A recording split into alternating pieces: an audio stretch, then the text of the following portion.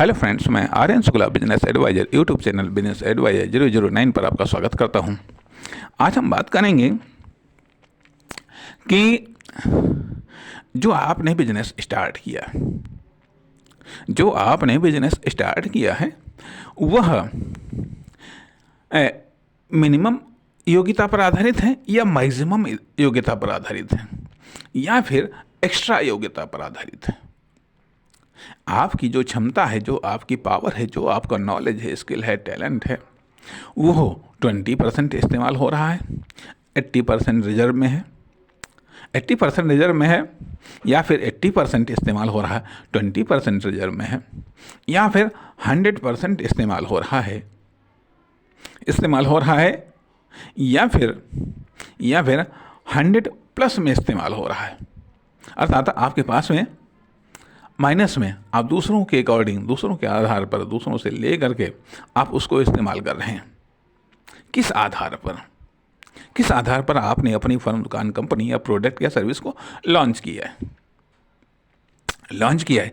क्योंकि अभी जो बिजनेस की रिक्वायरमेंट है, जो आपकी फर्म, दुकान, कंपनी, प्रोडक्ट या सर्विस की जो रिक्वायरमेंट है, आपसे आपकी योग्यता के प्रति, आपसे आपके नॉलेज के प्रति, आपसे आपके समर्पण के प्रति, आपसे आपकी स्किल के प्रति, टैलेंट के प्रति, रिजल्ट मेकिंग क्षमता के प्रति, इन सभी चीज़ों के प्रति जो उस फर्म, दुकान, कंपनी, प्रोडक्ट या सर्विस जिसको आप लॉन्च करने जा रहे हैं या जिसको आपने लॉन्च किया है, उसकी जो डिमांड है उसका निर्माण आपने किस बेस पर किया है। जो आपके पास में टोटल एबिलिटी है, टोटल योग्यता है, टोटल नॉलेज है, टोटल स्किल है, टोटल टैलेंट है, टोटल एक्सपीरियंस है, टोटल रिजल्ट मेकिंग क्षमता है, वह 20% से है।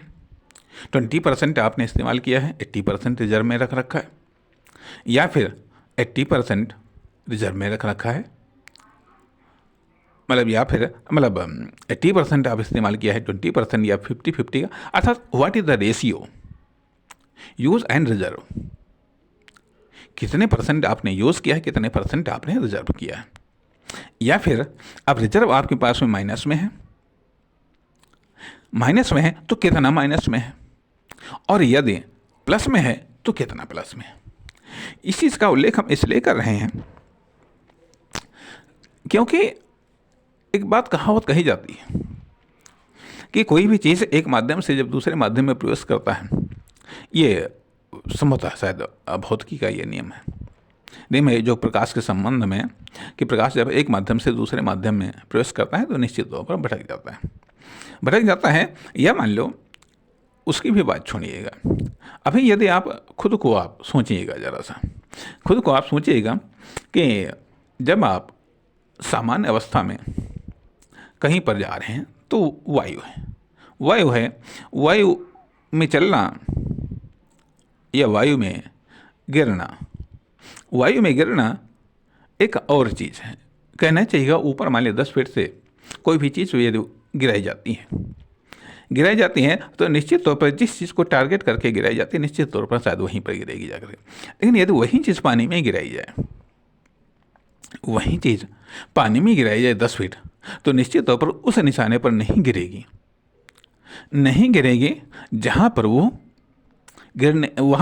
पर जमीन में गिराई जा सकती है। कहने का अर्थ है कि वहाँ पर माध्यम पता लग गया, वायु से वो जल का माध्यम में गया, जल के माध्यम में भड़क जाएगी। कहने का अर्थ यह, वहाँ पर उसको उसी स्थान पर गिराने के लिए स्वाभाविक बात अतिरिक्त फोर्स की जरूरत पड़ती है। इसलिए जब आपका निर्णय, जो आपका एक्शन, जो आपका प्लान सामान्य अवस्था में जो भी आपने टारगेट सोचा है, जो कुछ भी है, ठीक है, उसके बाद में जब वो एक फर्म, दुकान, कंपनी, प्रोडक्ट या सर्विस के रूप में जब मार्केट में आता है, इंडस्ट्री में आता है, ओपनली तौर पर एक्सटर्नल वे में आता है, तो स्वाभाविक बात है कि जो टारगेट आपने निर्धारित किया है वहाँ तक पहुँचने के लिए एक अतिरिक्त अर्थात तो उसकी डिमांड बढ़ जाती है आपसे और अधिक समर्पण की, आपसे और अधिक नॉलेज की, आपसे और अधिक योग्यता की, क्षमता की, एक्सपीरियंस की, स्किल की, टैलेंट की, रिजल्ट मेकिंग क्षमता की डिमांड बढ़ जाती है। और यदि उसकी वो डिमांड न पूरी हुई उसकी वो डिमांड न पूरी हुई तो पहली बात तो आती है, वहाँ तक आप नहीं पहुँच पाएंगे, उस टारगेट तक आप नहीं पहुँच पाएंगे, उसको उस रूप में आप परिणत नहीं कर पाएंगे, उसको उस रूप में ढाल नहीं पाएंगे, उसको उस रूप में निर्माण नहीं कर पाएंगे, वो रिजल्ट आप नहीं दे पाएंगे। अब यदि रिजर्व में है तब तो ठीक है, आपने उस रिजर्व का सहारा लिया, कोई प्रॉब्लम्स नहीं आई। लेकिन यदि रिजर्व में नहीं है तो आप हायर करेंगे, वो कभी सस्ता भी पड़ सकता है, कभी वो कॉस्टली भी पड़ सकता है, कभी हो सकता है आपकी ज़रूरत के मुताबिक समय पर न मिले, ज़रूरत के मुताबिक क्वालिटी में न मिले, ज़रूरत के मुताबिक क्वांटिटी में न मिले, परिणाम स्ट्रगल होगा या संघर्ष होगा या फिर फेलियर आएगा। इसलिए नंबर 1 पर तो आते हैं, उसको यथार्थ रूप में ही जब परिणत होता है तो उसके लिए एक्स्ट्रा की जरूरत पड़ती है।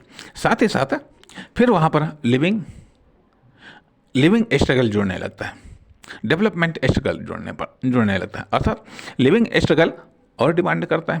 अर्थात ये सब चीज़ें जो टोटल एनर्जी है, जिसको हम टोटल एनर्जी बोल रहे हैं, कि जिसमें आपकी योग्यता और आपकी क्षमता, आपके साधन, आपका रिजर्व, आपका टैलेंट, स्किल, एक्सपीरियंस, ये सारी की सारी चीज़ें जो टोटल एनर्जी में शामिल होता है, ये टोटल एनर्जी की डिमांड और अधिक बढ़ जाती है। पहली बात तो अपना फर्म, दुकान, कंपनी, प्रोडक्ट या सर्विस को लॉन्च करते समय ही इसकी डिमांड बढ़ जाती है। फिर जैसे जैसे ये समय गुजरता है, जैसे जैसे इसमें लाइफ इंस्टॉल होती हैं, वैसे वैसे और डिमांड बढ़ती चली जाती हैं। फिर यदि आपको प्रोग्रेस करना है, यदि आपको प्रॉफिट कमाना है, यदि आपको रिस्क कवर करनी है, तब तो और भी ज़्यादा डिमांड बढ़ जाती है। अब अगर मान लिया, वहीं जैसे पिछले भाग में हमने ये बात की थी कि यदि आपने लाइफ इंस्टॉल कर रखी है, लाइफ इंस्टॉल करने का अर्थ है कि आपके पास में रिजर्व है, तो उस रिजर्व से आप अपनी एनर्जी का निर्माण कर लेंगे, तो उस एनर्जी से आपकी भरपाई हो जाएगी, जो आपकी नेक्स्ट लेवल पर जो डिमांड हो रही है एनर्जी की, आप उसको सप्लाई कर लेंगे, कोई दिक्कत नहीं आएगी। परंतु यदि आपके पास में रिजर्व नहीं है, फिर आप क्या करेंगे? आपकी जो स्पीड है वो कम पड़ जाएगी। स्पीड कम पड़ने का अर्थ है कि जो समय आपने निर्धारित कर रखा है उस समय पर आप नहीं पहुंचाएंगे, देर से पहुंचाएंगे, तब तक हो सकता है वो कंडीशंस बदल जाएं, हो सकता है वो माहौल ही बदल जाए, हो सकता है वो मार्केट ही बदल जाए, हो सकता है वो कस्टमर ही चला जाए, हो सकता है कि वो डिमांड ही शिफ्ट हो जाए कहीं। फिर आप क्या करेंगे? तो इसलिए ये चीज़ें बिजनेस के प्लानिंग में शामिल होती हैं। अर्थात ये चीज़ें फर्म, दुकान, कंपनी, प्रोडक्ट, ये सर्विस की प्रिपेयरिंग में शामिल होती हैं। इसलिए शामिल होती हैं ताकि हमें बाद में कोई समस्या ना आए, कम से कम बाद में कुछ समय तक तो समस्या ना आए। और यदि आते आते समस्याओं में हम जूझ जाएंगे, आते आते समस्याओं में हम उलझ जाएंगे, आते आते समस्याओं में पड़ जाएंगे, मुसीबतों में, कष्टों में, परेशानियों में, तो इसे तो वही बात है कि सिर मुड़ाते ओले पड़ गए। अगर सिर मुड़ाते ही ओले पड़ जाएंगे, सिवाय भागने के अलावा और कोई विकल्प नहीं बचता है, या फिर बर्बाद या नष्ट होने के अलावा और कोई विकल्प नहीं बचता है। लेकिन हम क्यों ऐसा कदम उठाएं? इसलिए यदि हमने विदाउट प्रिपेयरिंग किसी फर्म, दुकान, कंपनी, प्रोडक्ट या सर्विस को लॉन्च कर दिया है, तब तो फिर ऐसा कदम हमने उठा ही लिया है। इसलिए या फिर हमारे पास में रिजर्व नहीं, या फिर पर्याप्त मात्रा में रिजर्व नहीं है, या फिर फ्यूचर डिमांड के आधार पर हमारे पास में रिजर्व नहीं है, तब तो फिर सिर मुड़ाते ओले पड़ना ही निश्चित है। या फिर कोई हम ऐसा प्रोडक्ट, ऐसी कोई फर्म ऐसा लॉन्च कर रहे हैं, या फिर लॉन्च कर रहे हैं जिसकी डिमांड कम है। भाई ये तो ठीक है, डिमांड कम वाला चीज़ हम अब ये चीज़ रिजर्व में कैसे रखेंगे? या तो हम डिमांड कम वाला हम कोई फर्म, दुकान, कंपनी, प्रोडक्ट या सर्विस को लॉन्च करें, ठीक है, तो वहाँ हमारे पास में रिजर्व रहेगा।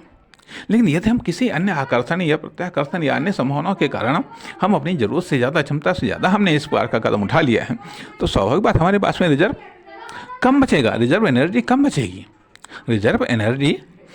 बचेगी। तो इसलिए इस चीज़ को थोड़ा सा इंगित करने का हमने प्रयास किया है कि reserve energy method in the business. नमस्कार, धन्यवाद।